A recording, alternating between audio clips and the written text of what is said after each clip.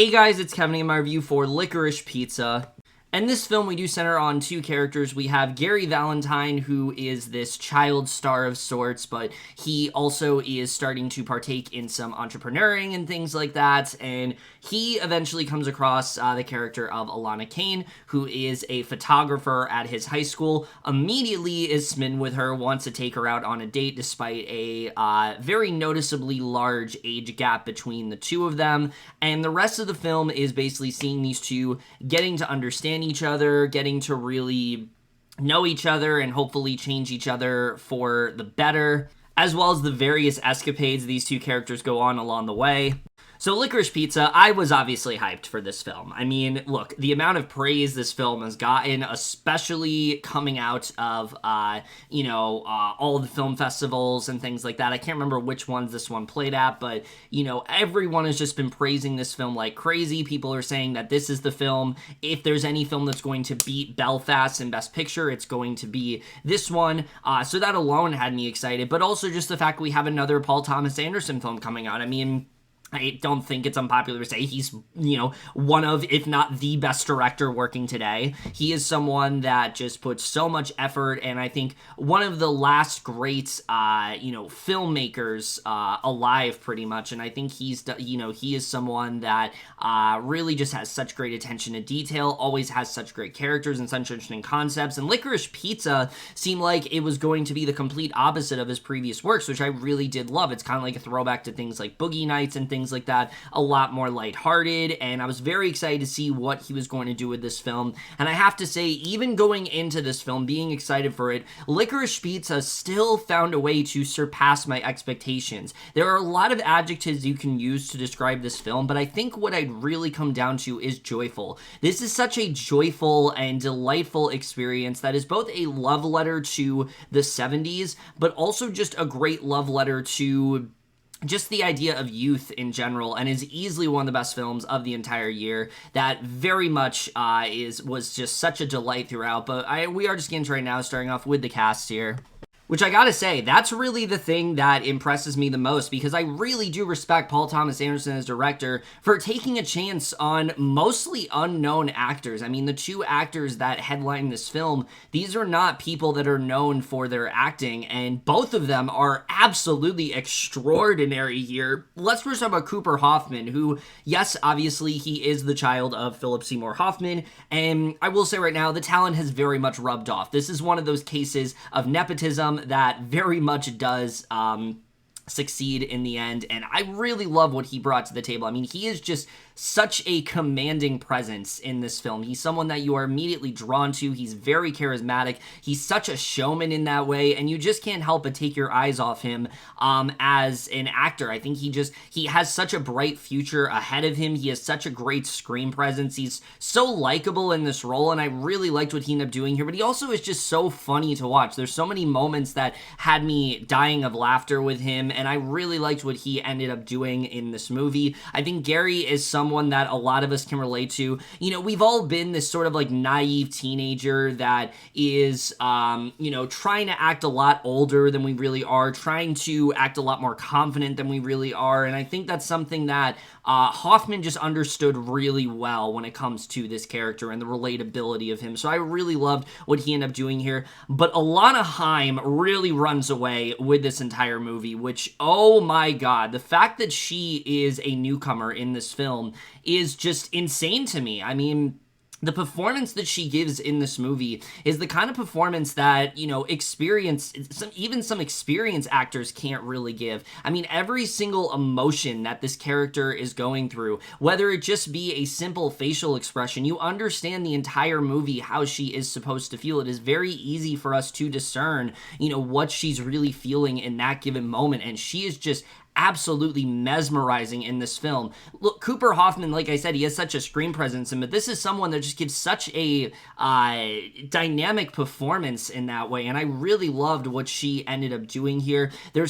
She's one of those actresses that even this early on in their career, is someone that I just cannot wait to see what she's going to be doing. It's such a knockout debut performance, and I think she is definitely one to watch out for. If it was up to me, she absolutely should be nominated for an Oscar. I think the kind of performance that she gives, it's a lot more subtle than some of the other ones out there, but it is a very effective one, and I thought she just did such a great job portraying a character that honestly is kind of lost, is kind of confused, really represents that very well when it comes to Alana. Alana is a character that doesn't really have a lot of direction in her life, and you really do feel how that is affecting her, but you also feel this immense sense of joy when she is with Gary, and I think she just does such a fantastic job playing this role.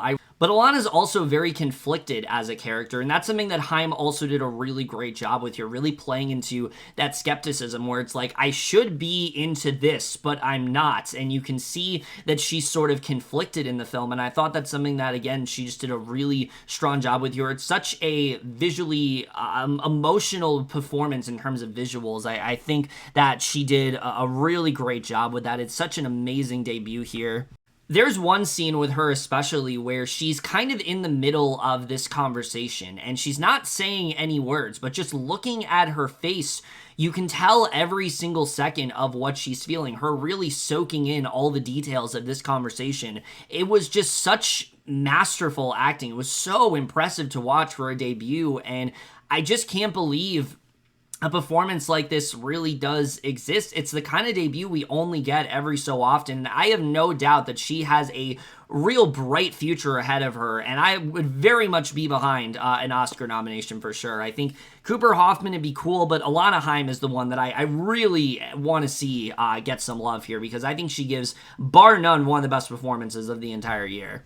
Really love what she ended up doing here. I think if there's any reason to watch this movie, it really is for these two. I mean, these two, they just have such undeniable chemistry. They work off each other so well, whether it just be their fun little banter or, again, when they start to get involved in these adventurous escapades. I thought they were just so much fun to watch together. It's easily some of the best chemistry I've seen from any actors this year, and like I said, I think these two alone are enough of a reason to watch this film. Now, aside from them, basically everyone else in this movie is pretty much an extended cameo, but I think all of the actors do a fantastic job here. I mean, Sean Penn is really good for what he has, playing this sort of mockery of, like 70s actors that were like very suave and everyone looked up to in that way. I think he does a really good job. Tom Waits is so good here. I loved his character. He plays this director that has this really gruff voice and seems to care a lot about the movies he's making, and it's so good. I loved what he did. Benny Safdie was a big standout for me. He doesn't have like a large role in this movie, but it's bigger than most of the characters that we're focusing on here, which I really liked. The directions his character went, I thought were really well done. He ended up giving a really like emotional performance, and I think definitely, he's one of the most memorable characters within the entire movie, but I gotta say, Bradley Cooper really steals the show here. He is not in this movie a lot. He's really only in it for like 2 to 3 scenes, but my god, does he leave an impression. Look, this movie is a lot of fun to watch, but Bradley Cooper comes on, and it is one of the most uproariously fun films you will watch all year. His character is just so batshit and just such a, it's such a animal of a performance, and I really loved what he ended up doing here. He, again, is just, it's just such a loud and like vivacious performance, and I just loved what he ended up doing in this film. And I will say, even though you've seen some of the jokes in the trailer, you have not seen the half of it. I mean, there's one scene especially where he is just raging, and it was so funny to watch. I loved what he ended up doing here. Just the definition of a small role that makes every single second of his time. He really does do that here. He really finds a way to make every single second of his film, of his small screen time in this film, leave a big impression, and I really love what he ended up doing in this film. If he was in it more, I honestly would consider him for Best Supporting Actor, but I will also say this: if Judi Dench can win Best Supporting Actress for Shakespeare in Love when she's in that movie for like 5 minutes, there's no reason Bradley Cooper shouldn't be nominated here. He's not going to, because he's not in it enough, but my god, I loved what he ended up doing in this film. Easily one of the funniest performances I have seen all year. Really, everyone does a great job here, whether it's a smaller role or they have a bigger one. I think everyone really did kill it here. Even Alana Haim's family, which is something I heard and have not heard a lot of people talk about. Her actual family is in this movie, her sisters and her parents respectively, and they both do an incredible job. Paul Thomas Anderson, I mean, really always assembles such a strong cast, and that really is no different here. Everyone really does kill it in this film. Hey guys, I'm not entirely sure what happened, but literally while I was in the middle of editing this review, I realized that like half of my review got chopped in half. So I'm not sure what exactly happened here, but this portion of the review was somehow left out, so I guess I'm just gonna have to go back and just refilm what I said here. But of course, getting into Paul Thomas Anderson's directing, we know that he is a master of his craft in that way. We know that he is one of the best working today. We have a certain expectation going into this film, that he is going to deliver the goods. But I think what makes this film so unique and such an impressive film for him directorial wise is just how much he challenges himself here. He truly does prove just how versatile of a director he can really be, because when we think of Paul Thomas Anderson, we think of these like very heavy dramas that have these like really complex characters, and this film is almost the complete opposite of that. Like, I would say in terms of his films, the one I compare this the most to is Boogie Nights, but even that film has a bit more darkness going on. This film is very light and joyful, and I mean that in the best way possible. It's really this feeling that he really finds a way to just kind of like loom throughout the entire film that, again, just feels very fun, and definitely feels like this sort of love letter, not just to the 70s, but also just to youth in general. He does such a great job with that, and I think for the kind of movie that this is trying to be, it makes sense to portray this film in that way, to keep things relatively light, to keep things, relatively fun. I think overall, PTA really does a great job with that here. I think, again, in terms of directing, it's very starkly different compared to his other films, but I think he really does kill it here in that department. There's just such a carefree nature to this movie that really, again, I think is just able to suck you into the vibe here. And I can understand if some people don't really enjoy that, because, again, there are points of this film where it can feel a bit meaningless. But I think a big part of this film is embracing that meaninglessness. And I think that's something that Paul Thomas Anderson does a really good job here. The movie also is absolutely hysterical to watch. There were so many moments here that just had me dying of laughter with the way that he decided to go about it. There's so many funny jokes here, but again, it's very like situational in that way. Like, it's not one of those movies where I can point to all these different things that happen. It really is just situational in that way, and I think that's something that he overall does a really good job with. I think this movie is very funny, but it also has a big heart to it, and that's something else you really do latch onto, is that there's such a genuine sense of heart and joy to this movie, and I think that's something that a lot of people are really going to end up latching onto and have latched onto, when it comes to like critic circuits and things like that. I've seen a lot of people really just get behind the heart of this movie, and it's understandable to see why, because there's such a palpable sense of it, and I think overall I really do love what he ended up doing there. But getting into the writing when it comes to this film, I think that's something else that is really well done here, because, again, this film does feel a bit disjointed in terms of a narrative, which, I touch upon, I think, in my other segments of the review. I'm not sure what exactly got chopped, but I'm going to say it here. But when it comes to Alana and Gary, I still think these are two characters that are very well developed in that way. Through Gary, we see this kid that is this child star, pretty much has it all, and yet wants more. He's constantly in this film trying to act a lot older than he is. He seems to be a lot more interested in going about these very, exotic type inventions, very, a lot of stuff that's just kind of, obscure. For example, there's a significant portion of this movie where he is trying to invest in a waterbed, and he's trying to purchase it, and he's trying to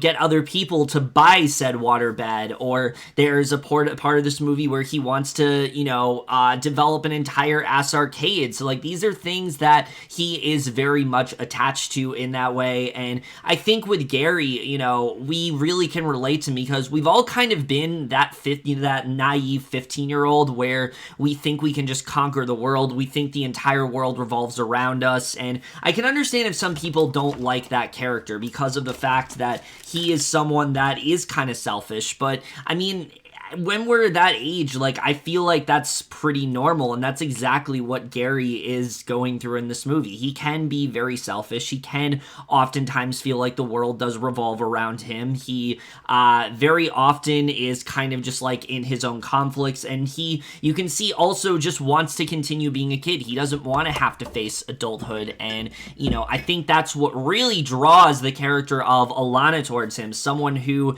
pretty much has been conditioned to believe that, like, she's supposed to be an adult. She's supposed to have all these crazy responsibilities, and yet you can tell throughout this movie she doesn't necessarily want that. She feels this immense amount of stress. She puts so much pressure on herself, and it really does cause her to go through a lot of stress. And I think that's what really brings these two closer together is just I think what really brings these two closer together is just the idea of youth. Alana is someone particularly who really kind of wants to stay in touch with it. She doesn't really know what she wants to do, and she's kind of okay with that. But at the same time, as I said, she's also very conflicted because she has this family that's constantly, like, putting pressure on her to, be successful and things like that. And I really liked that about her character. I think what really draws you to the character of Alana is that this isn't someone who is really driven. This isn't someone who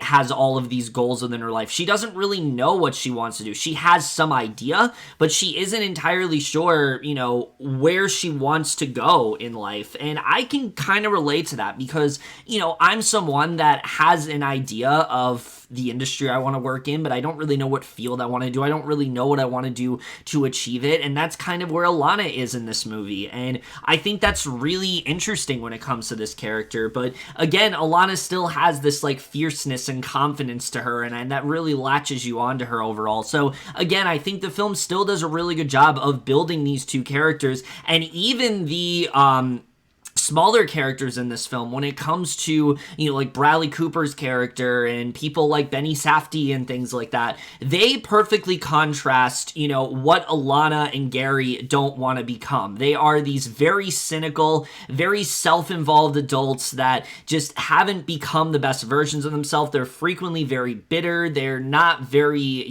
caring in that way. And I thought that was a really good contrast, and it makes for some really fun comedy, but it also really drives home, I think, the message that this film is trying to get across, which is staying in touch with youth in that way. And that really brings me to, I think, the controversy of this film, the romance that's surrounding it. I've seen a lot of people get upset about it, and I can understand it to an extent, but I think when you really get down to it, for me, I never really felt like it crossed a line, so that really wasn't an issue for me. But I also don't think that this is a romance in the traditional sense. It's much more about staying in touch with your youth and really, not wanting to become this adult, not wanting to have to take on these responsibilities, being okay with living in the moment. And I think that just makes a lot of sense in terms of this narrative. This is one of those movies that does feel very situational in the way. It's very much a hangout movie, and a lot of the time, you're confused kind of where the timeline is. There's points in this movie where Gary is acting, and then suddenly it doesn't seem like he's acting. There's a point in this movie where Alana is an actress, and then suddenly she's working as someone's, like, campaign manager. So there's a lot of different things these characters are taking on, but I think through all of that, it just helps drive this message home that much more about the idea of responsibilities and work and things like that, and how that doesn't need to be what comes first. What needs to come first is your happiness, is your youth. Don't let that, slip away. And I think that's really what they're trying to drive at when it comes to this film. And I think overall they get that message across very well here. And I think this is the portion of the review where we are going to cut back to the footage that I still have. So I think we're just going to go ahead and do that. And so again, when it comes to this relationship, yes, there clearly is a love there. I think it means something different to both of them, but it's not nearly to the extent that I think some people are expecting. It's much more of a first love sort of thing where Gary is clearly infatuated by her. She, most of the time, is sort of telling him to not feel that way, but you can tell that she likes his lifestyle. She likes the way he carries himself and gradually does start to care more and more about him. And I really liked the way they handled that aspect of the movie, and I think that was something that was very well done here. But again, I think something that people are going to take issue with in this movie is that the narrative in this film can be kind of disjointed at points, but I feel like that is deliberate. It's because, again, the film is supposed to represent these moments. It's not supposed to have this narrative structure because, again, to these characters, they don't really have a lot of direction in their life. And so I think it makes sense to portray the movie in sort of this fragmented way where it's like, well, now Gary's doing this. Well, now Alana's doing this. But it's a little bit more than that. You know, Alana has this confidence. She has this can-do attitude to her. She could do anything she really wanted to. But again, it's about, does she really want to? Does she want to pursue these goals in life? There's a portion of the movie where, you know, she is working for she's a campaign manager for someone in politics. There's a point in the movie where she's pursuing acting. There's a point in the movie where she seems to like someone else and her family kind of disapproves of him.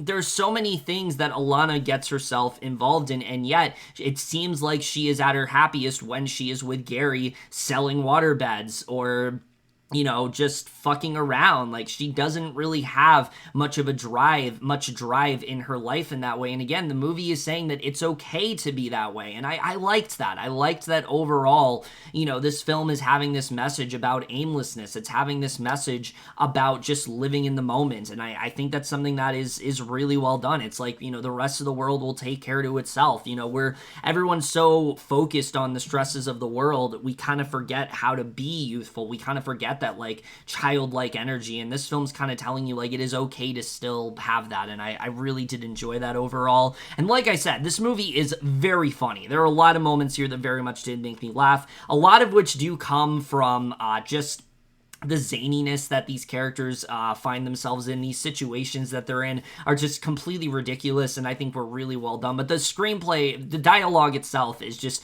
so well done here. It feels so naturalistic in that way, to the point where you kind of forget you're watching a movie at points. It just kind of feels like characters talking, especially when it's just Alana and Gary on screen and them talking to each other. The opening scene of this movie, it didn't feel like a movie. It just felt like natural dialogue in that way, and that's something that PTA has always been just such a master of, is when it comes to understanding, you know, human conversations. He just does such a great job portraying them in the most authentic way possible, and I really love the way he ended up writing this film. I think everything going on here writing-wise was very well done here, and again, I think what works best is the simplicity. This movie doesn't try to be more than what it is, and I think it succeeds that much more because of it overall. But there's some stuff this movie gets into that I really wasn't expecting. There's Benny Safdie's character especially. Where they ended up going with him was very unexpected. Like I said, because the majority of these characters, they're only in the movie for like 1 to 2 scenes, I wasn't expecting a lot with him. I would almost say he is like the third main character of this movie, because he has a lot of screen time within the third act, and he plays a pretty prominent role in the end, and I really liked what they ended up doing with him. Honestly, it was unexpected, but it ended up being very poignant and sort of timely in that way. And I really loved what they did, you know, when it came to that character. I think it was one of the most effective moments of the entire film, and I thought they did such a great job with that. And the other controversy that I hate to bring up, but it's the whole thing directed at the Asian jokes in the movie. Look, I can't speak too much about this because I'm not Asian myself. I don't have much, I don't know a lot about Asian culture and things like that. So that is something that I can't really say too much about.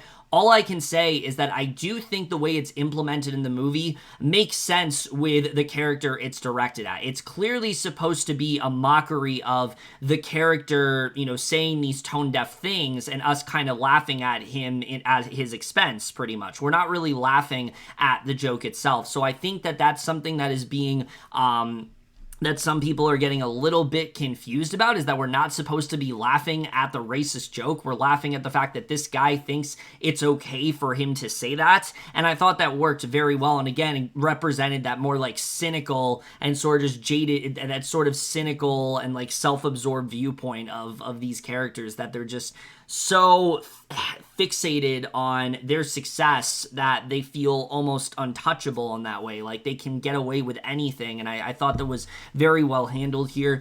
When it comes to cinematography, this is something else that usually is a big standout in any Paul Thomas Anderson film, and this film really is no exception. There are so many just amazing shots here, tracking shots especially, that really did have me in awe. There's one especially involving a scene with Sean Penn's character, and it really did take my breath away with the way that it was filmed. I thought that they did such a great job with that in terms of the cinematography, but also just the 70s era is so well captured here. Again, you feel that sense of just freeness that 70s era was made of. It was a time of like liberation and just like being yourself and like freedom of expression that's represented so well within the cinematography when it comes to the 70s here. You really just feel it throughout this entire film, and I thought that the cinematography was very well done here. Let's talk about the score in this movie. Obviously, Johnny Greenwood is doing the score, and when the score pops up, it is effective, but obviously this is more of a film that has that is based more around a soundtrack, and that soundtrack is fantastic. There's a lot of great needle drops here, a lot of songs I actually didn't know, which I always appreciate. I like when films that take place within a certain culture don't use like the obvious choices. They used a lot of songs I didn't know. They used them in very interesting ways, and I've been listening to the soundtrack a lot as a result, and I think that overall that is definitely one of the highlights of the film, is a lot of the needle drops here. But like I said, when Johnny Greenwood's score does come into play, it's very effective, it's very emotional, it's peak Johnny Greenwood. He's having an amazing year between this, Power of the Dog, which I will review soon, and Spencer. This is just such a knockout year when it comes to Greenwood, and this is yet another winner in terms of scores for him. And the editing, this movie is over 2 hours long, but I really never felt a second of it. I think this movie really kind of like breezes by because, again, you're just so invested in what these characters are doing. You want to see more of them. I could have honestly taken another 2 hours of just seeing these characters going on these weird missions, selling all these very strange products. I thought overall they did a really great job with that. And the way the movie does end as well, I think that's something else that's going to divide some people, but I think with what the message they're trying to sell is, I thought it made the most sense to end the movie in this way. I really liked the way the film wrapped up. Overall, Licorice Pizza is just the quintessential type coming-of-age film that I think we really do need to see more of.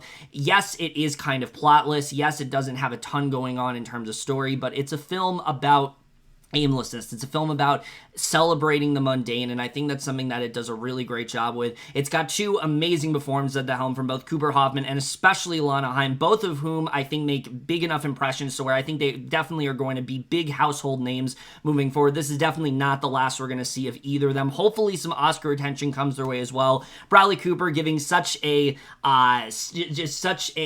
memorable supporting performance that I think definitely is going to leave a very long-lasting impression on a lot of people. It's very funny for sure. It's definitely Paul Thomas Anderson's most lighthearted film. It embraces the 70s era very well. It's not going to be for everyone in terms of its disjointed structure, but I think as a whole, this film really did everything that it needed to really make an impression. It's different from his other films for sure, but I really do, again, appreciate the fact that Paul Thomas Anderson challenged himself. He tried to do something that really kind of goes against the grain of what he normally is known for. This is not a very heavy film. This is not a film that has all these crazy like metaphors and things like that. This is a much more straightforward film, and I think it is that much better because of it.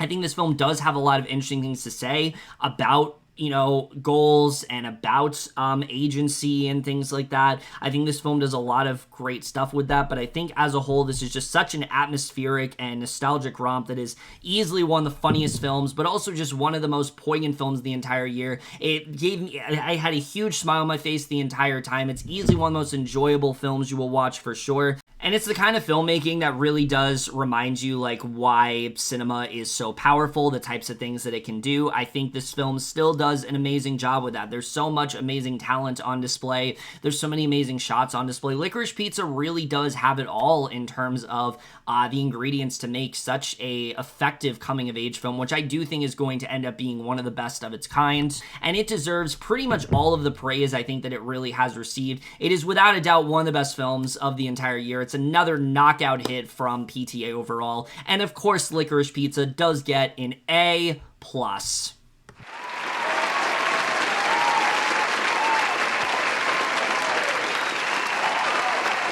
Over, guys, to my review of Licorice Pizza. Let me know if you guys saw this. Morale, lift your thoughts, and we'll see you guys in my next video, and we'll see you guys for that. Okay, bye.